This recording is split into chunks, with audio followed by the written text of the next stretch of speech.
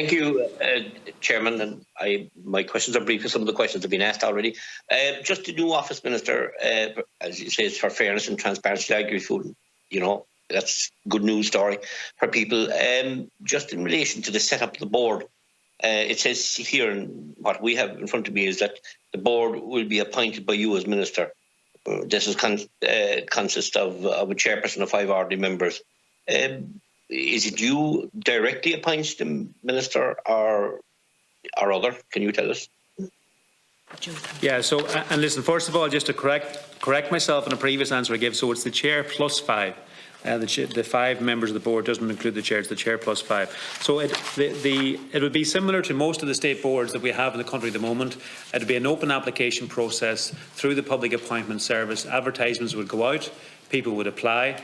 The criteria for the various board members, for example, 2 of them have to be, as I said, representative have to be primary producers. So the criteria would be out there, and then people would apply, and the Public Appointment Service then would make a recommendation to the Minister following on from that assessment and recruitment process that the Minister would then appoint from. That's what would happen at the moment. Most of the time when I'm making appointments, or all of the time when I'm making appointments to state boards at the moment, I would receive a list of 10 people that would have come through the recruitment process organised by the Public Appointment Service. You might have 50, 60, 70 people that would have applied. The Public Appointment Service would assess each of their criteria and their credentials, would then conduct interviews as appropriate, and would ultimately send a list of 10 to me as Minister with the various credentials of that 10. And then as Minister, you only pick from that 10. So whether it's 1, 2, 3 or 4, whatever number of appointments you have to make. So it will be a similar process to that, Deputy. Thank you, Minister. Just one other question is, this new office, you know, has it the powers? I remember when there was a lot of protests outside the factories there going back by farmers. A couple of years ago, there was serious protests. And, you know, a lot of people felt very annoyed that they felt a lot of profits being made from animal parts that the farmer didn't seem to get benefit from. Would this office have the powers to enter into factories and check this out? So say that again, Deputy Collins. Would they what?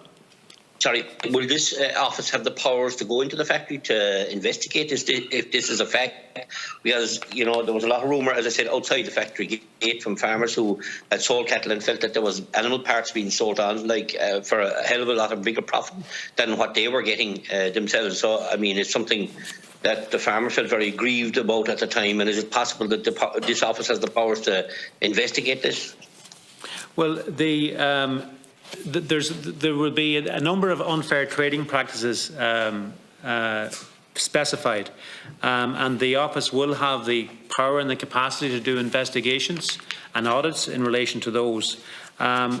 In relation to the wider pricing then and value in the supply chain as such, they can do reports in relation to that. They can assess what's going on in the market and make reports around that. But in relation to the unfair trading practices themselves, they will have the capacity to do inspections around that and indeed take prosecutions where there's unfair trading and unfair practices at play. Thank you, Minister. Thank you.